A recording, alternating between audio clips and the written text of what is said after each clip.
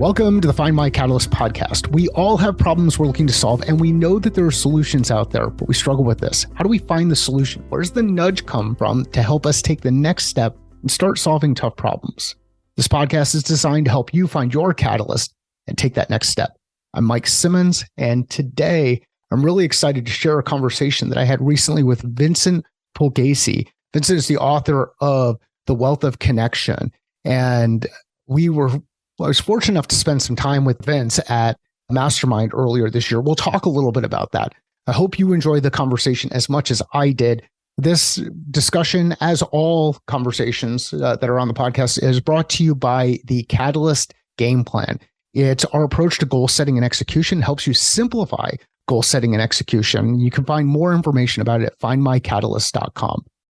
Vince, it is awesome to see you. I've been fortunate enough to see you now twice in the past 7 months. 7 months? 7 months or 6 months. We saw each other at the Thing in Orlando in November. My math is right. It's May. Might have been 7 months. Might be 6, 7, 8 months, whatever. Yeah. I just saw you at Lee Cockrell's Mastermind down in Florida. Again, we were both in Florida, and you live in Florida now. Why'd you move to Florida? First of all, I think we're only allowed to see each other in Orlando, apparently. I think that's it, right? That might be it. That might be it. What got us to move to Florida? We would travel every winter. So we run our own business, lifestyle business from anywhere, and we homeschool our 3 kids. So for the past 5 years before we moved here, we would travel for the winter. So essentially it was like Christmas would come, we'd take down the tree, we'd look around and go roll in the snow, kids, because we're leaving. And then New Year's Day, we'd be on the road and we would be gone for 3 to 4 months. And we'd come back as everything started thawing out. And we would go on some cross-country trips. Sometimes we would go south. And then 2021, we went to Florida for 4 months just to do the west coast of Florida. That was it. Like, it's not going to be a giant trip. It's going to be all long. We're going to go down to the Keys. We're going to go up and down. And about halfway through the trip, we looked at each other and we're like, should we get a vacation place? Like, this is beautiful. We loved it here. And then, no joke, like a day or a couple of days later, we looked at each other and we were like, we should just move here. And that was it. So we kept looking at houses, but that's when the housing market was going bananas. Sure. Like, ridiculous. Yeah. You'd see a house and then you look a minute later and it's gone. Or if it wasn't gone, it was up 50,000. I was like, what is going on here? Picking the wrong time to move. And so, but we decided, so we get back home from that trip. And no joke. So I'm usually the one that's more aggressive in our relationship. Elizabeth's much more steady, much more uses her brain more. I use emotion more, right? And we get home and I go upstairs to our bedroom and she's packing the first day that we're home. And I said, what are you doing? And she said, we're not backing out of this. I said, you're serious? She's like, we're literally started packing. Our house was on the market within a month and a half. And we were renting in Venice 3 months later, looking for a house. And then 3 months after that, we had bought a house. And now we're in Bradenton, Sarasota, and just loving it. That's it. Awesome. That's the story. It's awesome. And what I loved was the quick, immediate response of, hey, there's no turning back. We're all in now. Let's go figure out how we make it work. Well, because you learned from your past and your mistakes. We went to Arizona 3 years earlier on one of the trips, and we're like, everywhere we go, we want to move there, right? We're one of those people, and we're like that. And so we were in Gilbert, Arizona, Tempe. We loved it, and we were going to move. And we got back, and we talked ourselves out of it. We were like, yeah, it's going to be hot and this and so far from everybody. And we did like what so often we do. It was like, yeah, that sounds good, but we're not going to. So after having gone through that and looking back, like, that would have been awesome. We could have done that. That would have been a great adventure. The second time, I think we were both, and Elizabeth led it. Like, we're going to be really lame if we do this again, because we tell our friends we're going to move and then we don't. Like, you're kind of a lot of talk. You're not really doing it. So my friend Ken Carfagna was like, when we were moving, he goes, you're really doing it. He's like, I figured you meant it, but you really weren't. Like, you're really, like, we're literally on the road. He's like, you're doing it. Like, it's kind of how we like to live life and how we like to teach. Like, if you want something, you go and make it happen. And I don't want to have regrets. So we absolutely don't. So that's how we wound up down here. Why do people struggle with that? Struggle with the action? I think there's way too much worry about what can go wrong as opposed to actually thinking about what can go right. Right? It's like, oh, but there's the cost to it. And every single time there's been a cost involved, we've figured out a way to make it happen. Either you do without, which, for me, it was always like, when was I very happy in life? I think back on life. I was very happy when I was in college. Guess what? I was absolutely broke. I was looking in my seat cushions for money to buy a Whopper Junior, and I was very happy. So if I could be happy with less money way back then, why can't I be happy now when we have more money than we did then? And I think so often we're like, well, we're going to lose out on this. If you learn that you can do with very little and still be happy, you're going to make different decisions than if you're held up by, well, there's this standard of living. And what happens is you rise to the occasion when you need something. You just do it. You make things happen. You create things. And I think so often we don't get that confidence because we don't put ourselves through the grind to actually make it happen. What's the conversation with Elizabeth look like when you're both stressed about those kind of decisions? So you talk about, hey, I'm going to be more emotional. I'm going to jump in. Elizabeth is going to be a little bit more, probably more logical, more steady state kind of thing. What do those conversations look like to create the alignment so there's this confidence and comfort in moving things forward? It's usually her being like, everything's cool. And that's what I'm so fortunate with her in a million different ways. But she's always the rock. She's always the steady of like, I'm not stressed about these things. I don't know why you are, but I'm not. And that really eases my things because I have these expectations. I had a different life than she did. Like she grew up, like she lost her dad when she was 14. So I don't know what that's like. But at the same time, she never grew up worrying about, even though they didn't have very much money, she never grew up worrying about money. They were always fine the way it was. It was a very steady life. But I grew up in a world where everything was good. And then literally overnight, my dad was laying on the couch face down. I'm 15 years old and I go to school and he's face down. I'd never seen him like that before. I don't know what's going on. I think maybe he's tired. And then I get home from school and he's still laying on the couch face down. And my mom, I get emotional talking about. My mom pulls me into the kitchen and says, and she's crying. And she says that, my dad has a business and a business partner. And last night, the business partner went into the accounts and emptied out all the money. This is 1986, 185, $135,000. Oh, wow. Now, $135,000 in 2023 is a lot of money. It was really a lot of money in 1985. That was all their money. That was all the money to pay for jobs. They did construction. There was hazmat. There was all these things that it was to cover other people's, contracting salary, all this stuff gone overnight like that. Within days, the business is gone because they can't do the jobs. His partner left town, didn't know where he was, left with the money. And my dad was left to figure everything out. Lawsuits coming in every week. We came within weeks of losing our house. I was pretty sure my parents were getting divorced because they were fighting every moment. And I'm 15, 16 years old, right? And I'm kind of a moron to begin with. And then I'm dealing with this stuff and I don't want to be home. I don't want to be anywhere near it because it's just madness. Ruined our relationship for a good 2 decades because it was so much tension and everything back and forth. So no matter how well I do financially, that's still inside of me. I still worry about money when I don't need to worry about money. Yeah. And I wish it wasn't the case. And I wish there was, and it's better and better every year that goes by. But there'll be times that I'll wake up at 2:00 in the morning worrying about something that legitimately, if you just looked at it, you'd be like, what are you worrying about? But I worry about it. And she didn't have that. So she's the level of like, hun, we're good. Right. So that's, emotional but that's like internally why I get a certain way and she doesn't, because I still remember losing everything and just about to lose everything. So losing a handful of whatever it is can make you feel like, and I think a lot of people relate to this, can make you feel like everything's falling apart. That's the world of entrepreneurship. It's like everything's amazing. Then it's like, it's going to be gone tomorrow. And the up and down of that, to be able to level that out and for her to level that out and for me to be able to look back and be like, I was in college, I was broke, I was happy. It's not the end of the world. Those are things I think that we deal with that we just don't talk about amongst ourselves too often. It's good that you have an Eli Manning in your life. Yeah, right? Just keeps things like nice and flat, even keel, smooth things out, doesn't get too high, doesn't get too low. Might look lost on the sideline a little bit, but ultimately it's going to win the championship against the best in the world, right? That's going to happen. That's exactly it. Because if she was like me, like, oh my goodness, 3 out of 7 days a week would just be a train wreck. Right? Of us with our emotions. It's like she levels me out. But at the same time, I think I bring ideas and energy and just, I think, creativity that allows, she's really grateful for the energy that comes with that. We're fortunate. We're fortunate to have that combo to be able to do that together. Really cool to have an operating partner that you can work with that balances you out and where both of you are doing what you're made for to keep everything moving forward. Oh, totally. So given your experience, let's say that happened to you in your business tomorrow. Yeah. Just disappeared. Everything just disappeared. How would you handle it differently? It's a great question because I ask myself this all the time. And so literally it's an exercise I go through every year because of that. Somewhere around July, I will convince myself that everything's going to go away at the end of the year. I'll convince myself of that. It's all going to go away. And what are you going to do about it? And then I say to myself, well, what would you want to do?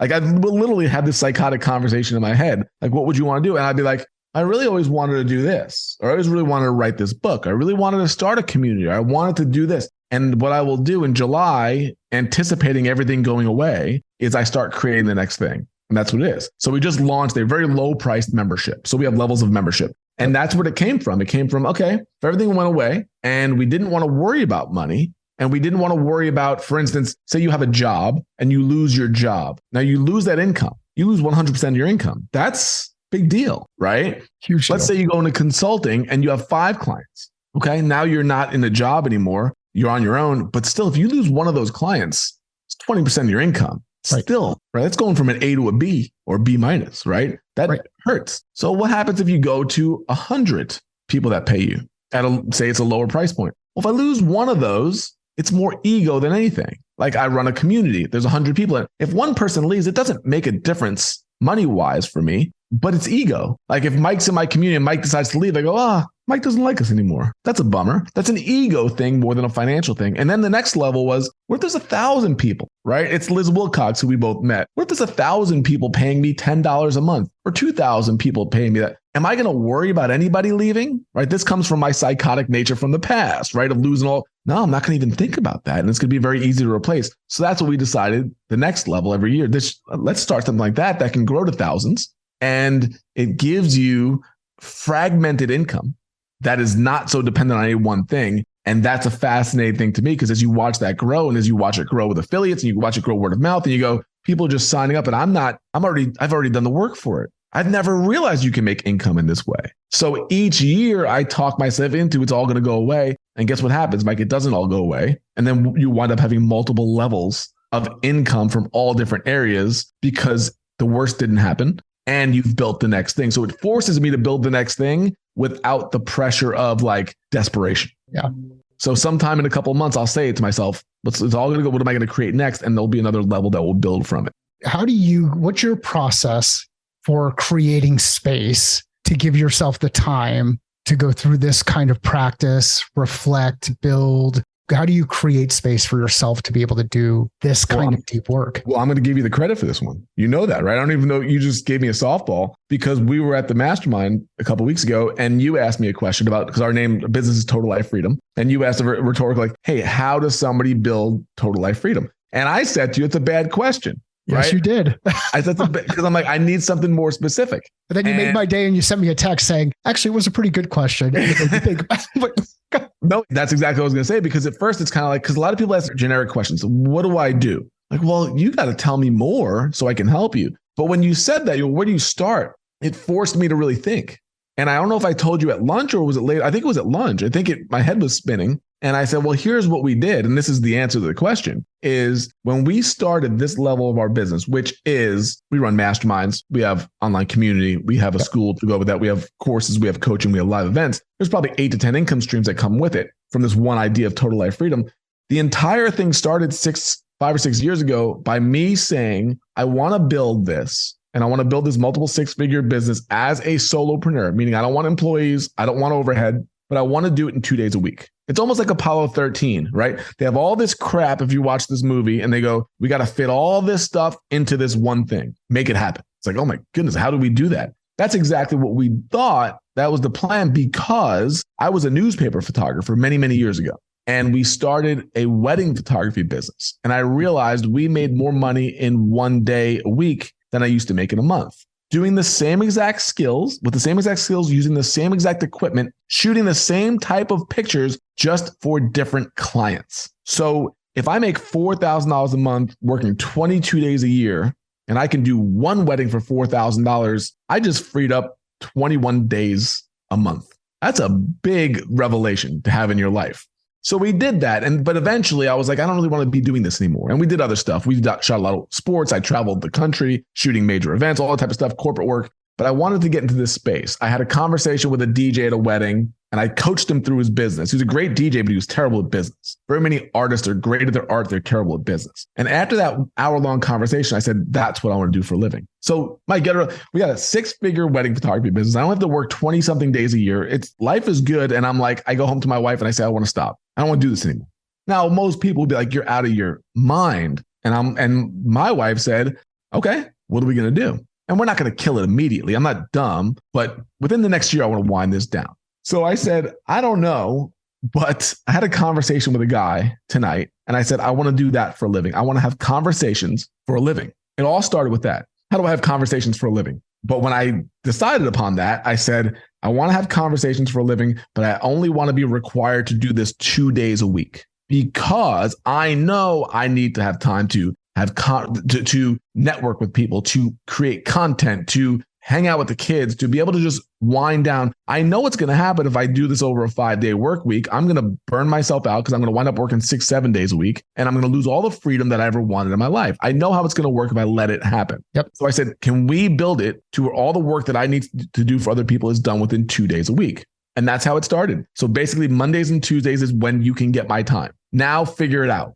That's the hardest part. But once you say that, I'm going to do it in these 2 days a week. Now figure it out. It's Parkinson's law. Time expands to what you allow it to be. The work expands. Well, I couldn't take coaching clients on Wednesday, Thursdays, and Fridays. I couldn't do group. I had to do it all. And guess what happened? Everybody adjusted to my schedule. If they wanted it, I served like crazy. But if people wanted my time, it happened during those days. If I do group coaching, if I do masterminds, if I do one-to-one, all within those days. And an amazing thing happened that in a very short period of time, a 6-figure business was built 2 days a week on my schedule. And what happened was if the kids get sick, if I'm tired, if something's going on, I have freedom the rest of the week to kind of unwind or figure things out. But I could also, in that time, write books. I could also have 2-hour conversations with people that change my life. I can also agree when Jody Mayberry says we have a mastermind in Orlando in 2 weeks that I could just plunk down the money and be gone for 3 days because I've created that time. Right. In that time comes all of the experience and all the opportunities. But most people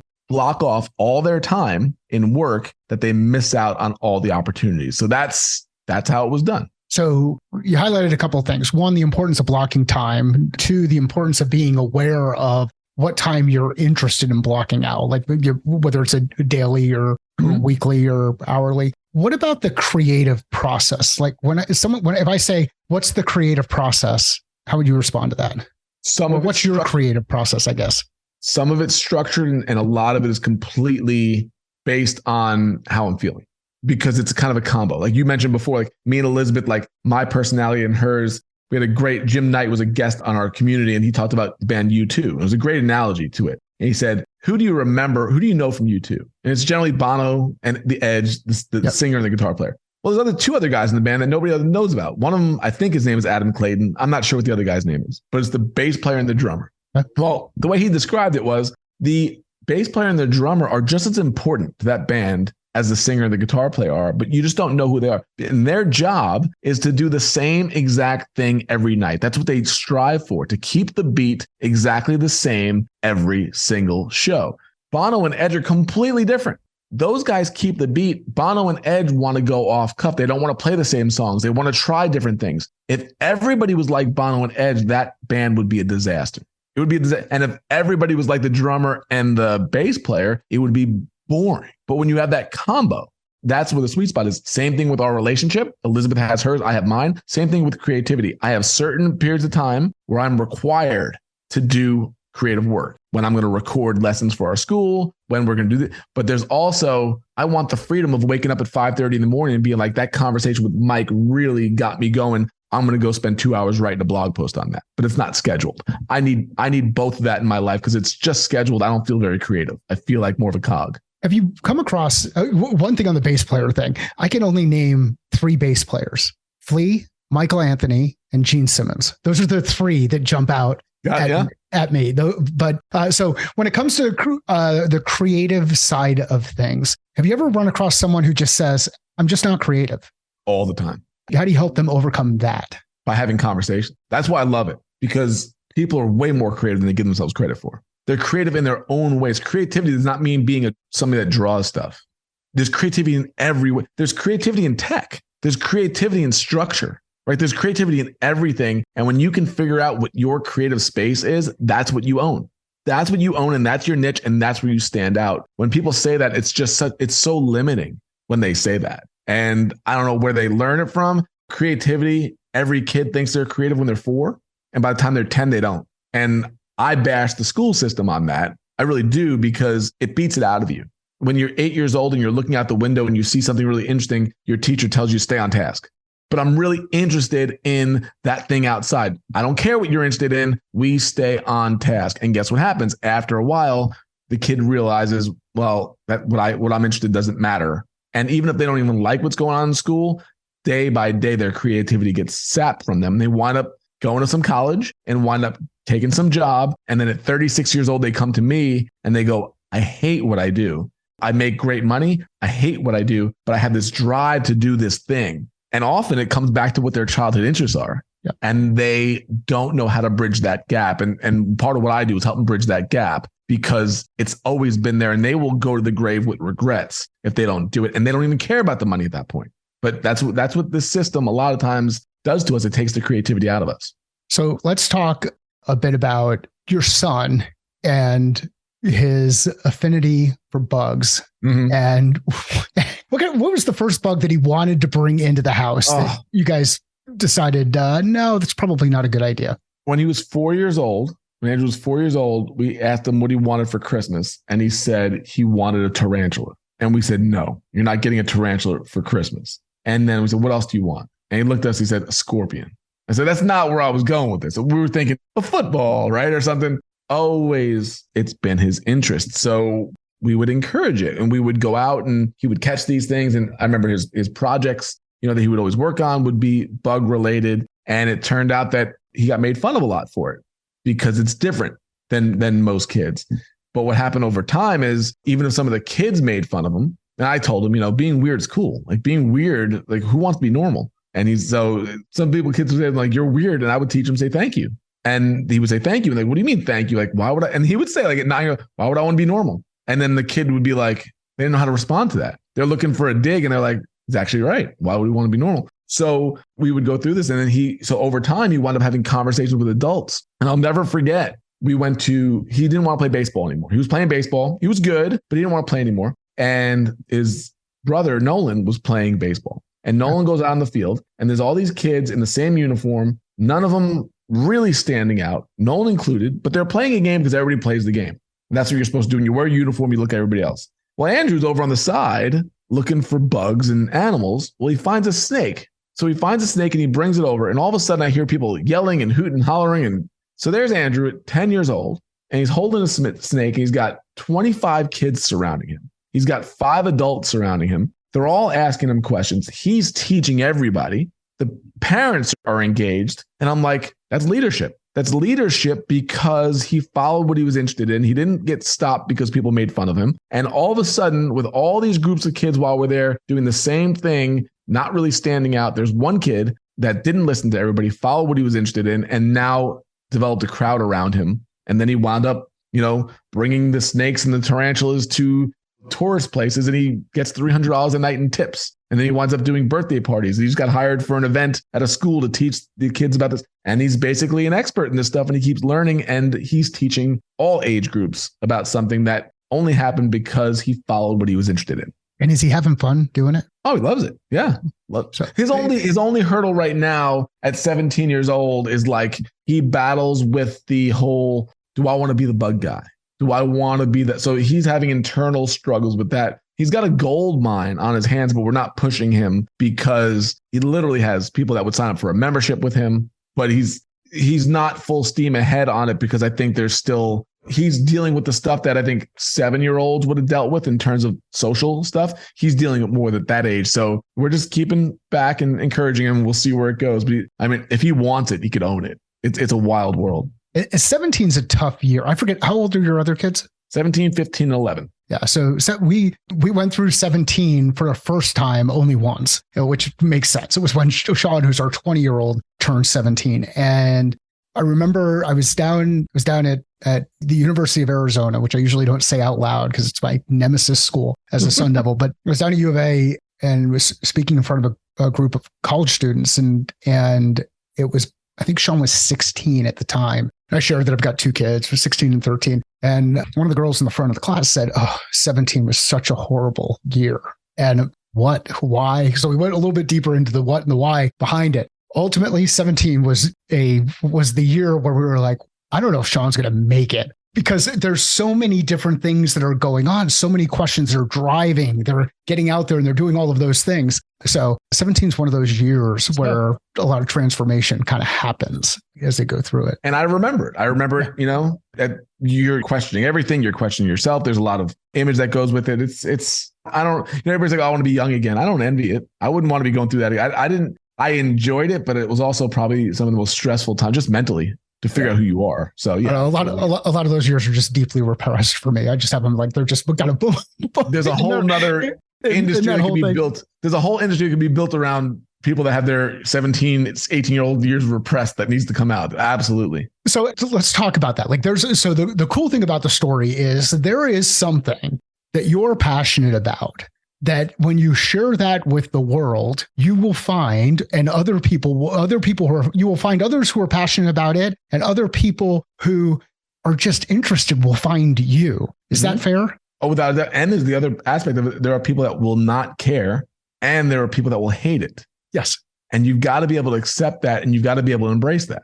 Because as Andrew is an example, when he's out there with snakes and tarantulas, he will attract, like, it's not middle of the road. It is people that are just completely fascinated, or they're frightened and fascinated, or they're absolutely repulsed where they will yell at him. What are you doing? Why would you bring that here? So he has to deal with that. Most of us in our industries don't have to deal with that, but we do have to deal with people that don't get it, don't ever want to get it, don't understand it. A lot of times it's family members, don't appreciate what you do, right? And we get derailed by that because we post something and our mother-in-law makes a comment. Your mother-in-law is not your client. And don't let your mother-in-law's comment derail you from doing what you want to do. And I truly believe in Kevin Kelly, talked about 1,000 true fans. Yeah. If 1,000 true fans that will pay you $100 a year, $100,000 a year, doing what you love to do, you don't need a giant fan base to do it. You need to just do what you love and attract the right people. It doesn't have to be huge numbers to do it. I don't think a lot of people think of it that way. They think I need a big giant audience. I need a big giant business. You don't. And when you can realize that, the beautiful part is if you can create those 1,000 true fans, it's not just them paying business-wise, just paying $100 a year. It is all the other options that you can offer to them and people around them that can expand that exponentially. So let's talk about that gap between idea and action. Yeah. How do we shrink the gap between idea and action? It really comes down to the second word. It's action. It's imperfect action.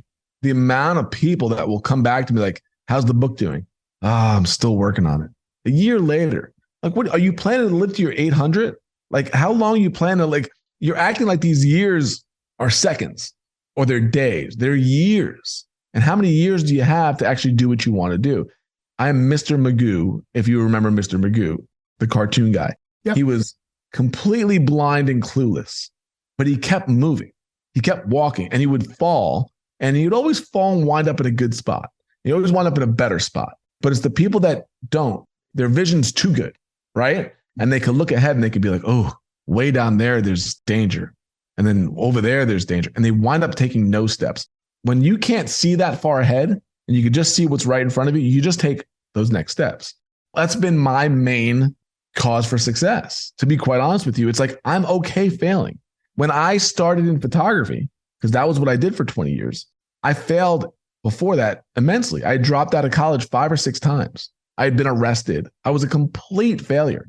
And at 22 years old, when, I had a nightmare about being caught stealing because I was a thief as well, I went downstairs at my parents' house and I was like, what am I doing with my life? And my dad came downstairs and he said, 2:00 in the morning, he said, well, you like sports, you like traveling, you like taking pictures. Why don't you become a sports photographer? It was that simple. I didn't even know it was a job. Didn't even know. Nobody in school told me you can do that for a living. I was never told that. So I look at the newspaper the next morning and it's like, somebody got paid to take this picture. Like, how did they do that? So I decided that day I'm going to become a sports photographer. And I said to myself, I'm going to fail at this because my only history in my life was failure. It's the only thing I knew. But I said something and I was really proud that I said it later on. I said, I'm probably going to fail, but at least I'm going to fail at something cool. Because everything I had failed so far, hotel, restaurant management, everything that I went to school, I didn't care about. I did it because other people told me I can get a good job. So not only did I not care, but the fact that I didn't care, how am I going to put my full effort into something that somebody else told me would be a good job? I never will give full effort to that. But you tell me that my job could be in the dugout of the New York Mets, and that's my job. So I get paid for that night while the players are getting paid, and I'm in the dugout or on the sidelines with the Pittsburgh Steelers, and I travel. That's my job. Guess what, Mike? I'm going to give you everything I've got. I am going to obsess on this. I'm going to study it. That's exactly what it's the first time in my life. And my parents are like, oh my goodness, I went back to college and now I'm an A student. I went from being an F student for 16 years to being an A student. Why? Because I finally cared about something. And that's what it was. So it's like I had to consistently take imperfect action every single day to learn what kind of film to use, to learn how to take a better picture, to learn how to not overexpose something, to learn how to treat somebody well, meaning, do I smile at somebody or do I act like I walk right past them because I'm so focused? No, the relationships in your life are what's going to open doors. So the ones who would just do their job and treat everybody like a jerk, well, they took good pictures, but nobody promoted them. Nobody recommended them. But the ones that connected people together, the ones that said hello, the ones that brought a coffee or a donut, the ones that asked about you, they're the ones like, hey, when a job opening came up, you should talk to him. We'd like to work with him or her. All these things I had to learn by doing it the hard way because I didn't do that at first. I was a ruthless journalist, had to get the picture because somebody else would step in front of me. Eventually, with every bit of new information, I get better and better. And that's how it happens. And at one point, you decided you wanted to shoot the Pope. One point I was going to shoot the Pope. I did shoot the Pope, but we'll take that with the context. We can tell that story if you want. Share the story. And then I want to get into the network and connection in that piece. But share the story about shooting the Pope. Yeah. So in the very beginning of my career, I'm trying to build a portfolio. And I'm in New York and I'm working as a waiter in a place called the Spare Rib on Long Island. And I noticed that the Pope is coming to New York City. Man, this would be really awesome for my portfolio if I got a picture of the Pope. So I go to my boss. It's Saturday. He's coming to New York. And I go to my boss and I say, I need to have off on Saturday. And he said, I can't give you off on Saturday. It's a pact. That's when we need all waiters and waitresses on hand. I'm like, so I went home the next day and I watched the news and they're talking about the route that he's going. And so I go, I got to have off on Saturday. I go on Thursday. I tell him that. He goes, I can't give you off on Saturday. I told you that yesterday. And I'm getting frustrated. I'm like, I got to find a way to not work. So I come back on Friday. It's Friday afternoon and it's lunch hour and the place is packed. And I walk up to my boss. I don't even clock in yet. I go right over to him, middle of the dining room, and everybody's working, all the waiters and waitresses. And I walk up to him and I'm very aggressive at this point. I go, I need to have off on Saturday. And he looks at me and he's just so frustrated with me. And he goes, why do you need off on Saturday? He finally asked me. And he said to me, he goes, I can't give you off on Saturday. Why do you need off on Saturday? And he raised his voice. So I raised my voice right back at him. And I just yelled. I said, I need to go shoot the Pope. And silence. And I look around, I see everybody with their mouths wide open. And he's looking with his mouth wide open. And sweat is like going down his head. And I hear like silverware dropping. And I see my coworker behind me staring at me with his mouth wide open. And I'm like, what are you people doing? What is going on here? And then I realized what I said. And I said, no. I need to go photograph the Pope. And everybody just started laughing. And he starts laughing and he puts his arm around me and he goes, I can't deal with you. He goes, go shoot the Pope. And then the next day I went and I shot the Pope and I got a picture for my portfolio and it wasn't very good. And I had to keep learning and I kept growing. So what was the lesson you learned about the photo? Because you share the story in the book, about your photo and where the Pope is, and then the photo of the Pope that actually makes it on the front page of the paper. What did you learn from that? I learned that no matter how hard I try and no matter how hard I push, that will only get me so far. That can get me in the door, right? By being that aggressive. But what I learned was what the other photographers had that I didn't have was access. They had access. They had permission. They had press passes. They had connections. They were invited into St. Patrick's Cathedral. They were invited to be in front of the church. And what happened was I got a picture from afar of the Pope mobile, tiny in my frame. You could I could tell you it's the Pope, but you wouldn't know it's the Pope. And they had pictures of the Pope waving and hugging and kissing and these amazing, like lifelong portfolio images. And the main difference between the two of us is they had access and I didn't. And I learned right then, like I can push and push and push all I want. But if I don't know who the people are, if I don't know who the people that are hiring is, if I don't know who the people in that world is, I'm never going to make it anywhere. So like I said before, like every step is a lesson to learn. If I don't learn from those lessons, I'm going to be that person that's doing it for 20 years. And I'm like, just can't get ahead. Just can't get lucky. No, you just don't learn everything.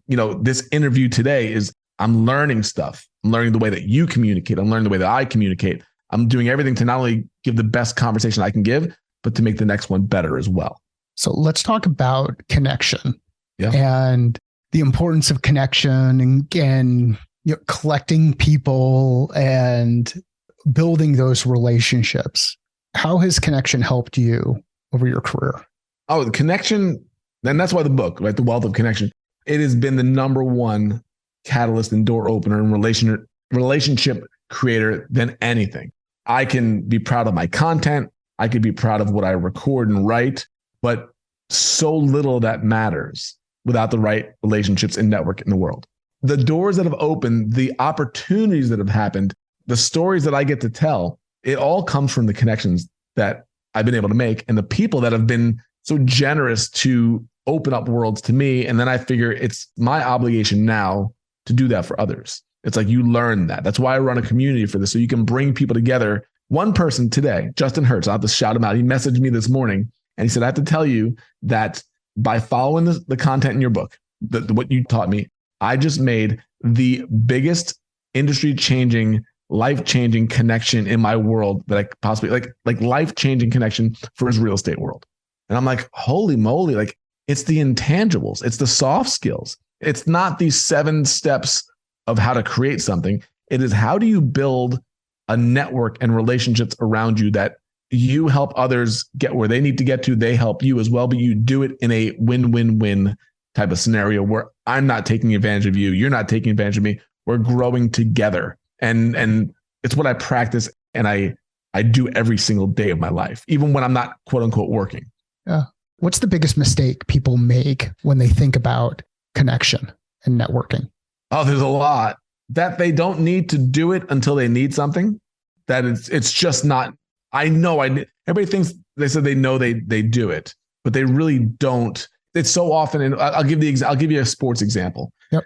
When I would shoot sports, when I would shoot football, I would always get a press pass, and I would often get an assistant pass, meaning I could take anybody with me on the sidelines.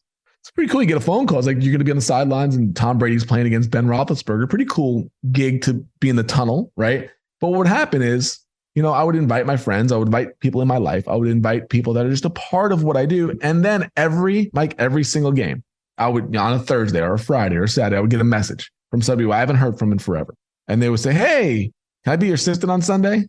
And I'd be like, I can't, it's already, politically correct wise, sorry, it's already taken. Sure. But internally, I'm like, where were you 2 months ago when my kid was born? Right. Where were you just to check in and see how I was doing? Yeah. Where have you been in any aspect of my life except for when you want something? And you start seeing that. Like you start seeing that when, people's books are published, right? All of a sudden, hey, promote my book.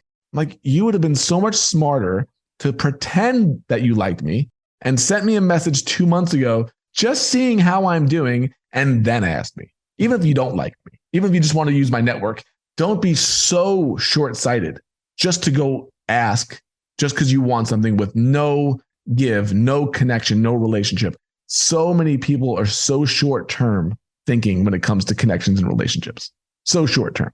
I mean, that's one of many, but it's like, keep in touch with people, follow up with people, actually genuinely be care about what's going on in people's lives with no expectation that you're going to get anything ever. When you can do that and you can say, this is what I say to myself.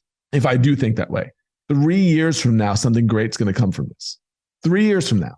But I need to keep in touch with them. I need to connect them to other people. I need to like what they do. I need to support their book when it comes out. Do all the things that I would wish other people would do for me. Do it for them first. Really that simple. But it requires us to get out of our short-term, I need this today thinking to do it. it is so simple, yet many times the simple stuff is hard to do from a time perspective, a prioritization perspective, a giving ourselves space perspective. Mm-hmm. Because everybody says it can't be that easy. No, it is that easy. If you just keep in touch with the people in your life and you think, like, what are their goals? How do I help them achieve their goal? What does Mike want? Does Mike want to get on more podcasts? What do people in my life want? You will get more goodwill and more referrals without even asking for it. All of a sudden, you're going to get an email in your inbox of, I want to connect you to this person. They want to hire you because I was talking about you.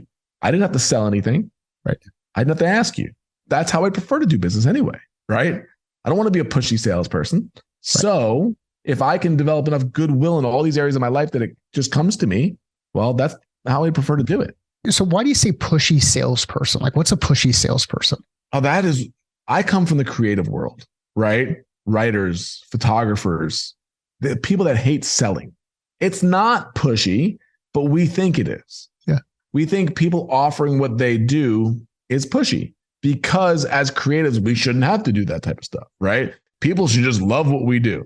Well, that's just not the way that it works. Sales is a part of business.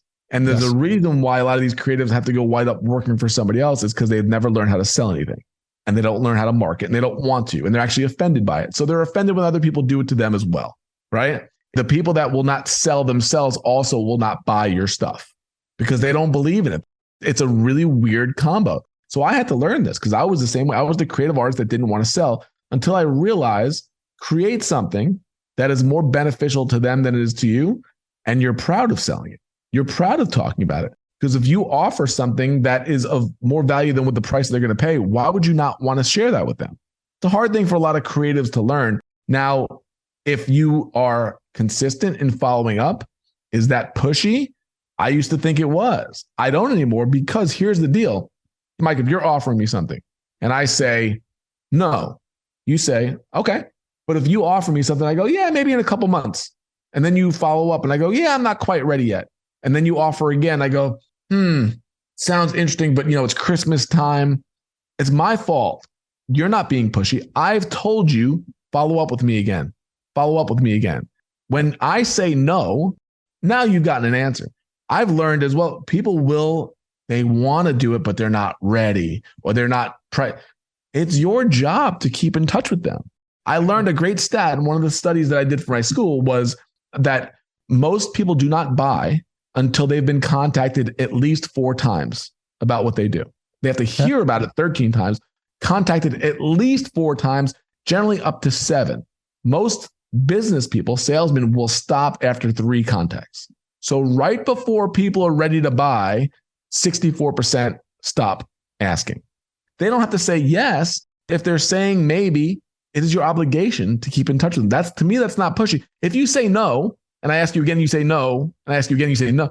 Yeah, we're in a pushy stage. If they have not made a decision yet, you're losing out by not keeping in touch with them. I think the thing that I see a lot of people struggle with around this, especially those who either have had a poor relationship with sales or a poor relationship with someone in sales, or this belief of being pushy, is that they're walking around with this creative thing that's going to solve all the world's problems.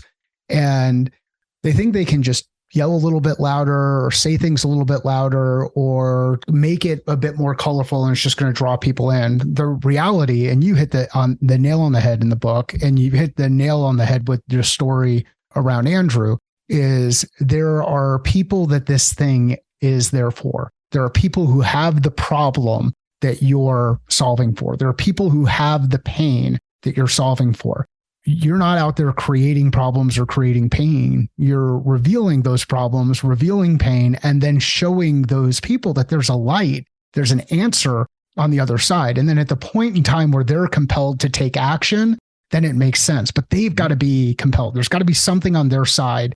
Imagine if you were the most creative tourniquet person in the entire world, and you were walking down the street and someone was bleeding out and they said, no, I don't want your help. No, I don't want your help. No, I don't want your help. Are you just going to let them bleed out, or are you going to figure out another way to help shift their perspective and realize that maybe it's time for a tourniquet? Oh, without a doubt. The greatest, and I know you've dealt with this and we all have, is when that happens. And then afterwards they say, thank you. That's it. Yeah. Because they didn't see it. Right. I've done the same thing. Yeah. I've done the same thing. We're like, and I do it like, I'm so glad I did. But where I was in that spot, I didn't understand it yet. And there's a fine line because there is a bad name that gets put on it by sleazy marketers. They're out there, right? And they're selling crap stuff and they're selling it without good intentions.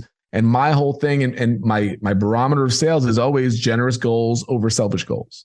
Meaning I have selfish goals. I have things that I want to achieve. I have numbers I want to achieve. I have things that I want to do. But as long as what I'm doing is generous first, meaning what we're creating, price that we're doing, what we're offering, if it's more valuable to them than what we're charging for them, I am perfectly fine with all of my selfish goals that I have because it's all coming from a space of generosity where they're getting more than what they're paying for. As my friend Ken Hoop says, always make sure the client gets the better end of the deal. If you can do business that way, you will never feel bad for selling. You will feel like you have a solution for their problem. If they don't want to do it, they don't want to do it. That's up to them. You got to be able to offer it and you got to be able to create it. Yeah. It's not about, and I think, and you highlight this in the book, and Wealth of Connection is an awesome book. Go out there and pick it up. If you're thinking about how do I really work through what I'm meant to do, how I can get out in front of those people who I might be able to serve, how I might look at building out something next, pick up the book and work through Vince's process and the frameworks that he shares. There's a key, and it comes into that discussion that you shared around Andrew and that you've shared in this conversation around your ideal customer and understanding who this thing is for. If you're out there thinking that this is for everyone, all you're doing is creating noise in the marketplace. You're doing your customer a disservice. If you can be very, very refined and deliberate and direct about who it is for. Yep. And for Vince, it's about that person who wants to, the solopreneur, the person who wants to go out and build something and not have employees inside their organization. Then you can do it and be very focused and you will help others. And you know what's cool about it is some of the other people who are going to benefit from it, they'll catch on and they'll get it as well. And you might find out that there's some scope creep relative to ideal customer. No, yeah, it's just the more clear you can get with that, the easier it is to explain and even to create content around it and connections. Like for me, for the solopreneur, it's like, I want to help you take one idea and turn it into multiple income streams around that one idea. Like a sports team, you go on a field and they're not confused, right? The New York Islanders are not confused, right? They know they play hockey. Sometimes they are, but they made the playoffs. They looked a little bit confused in a couple of those games, but anyway, business-wise, I'm not going to dwell.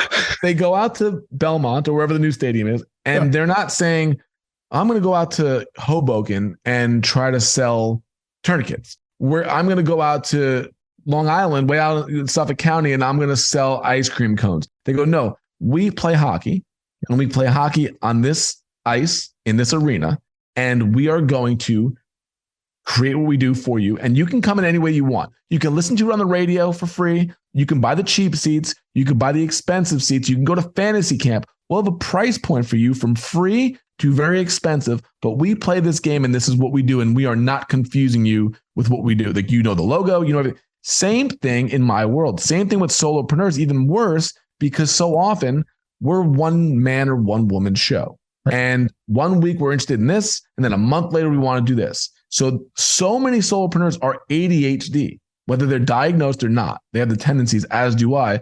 We're always attracted to the new thing. And when something starts getting normal or easy, we get bored with it.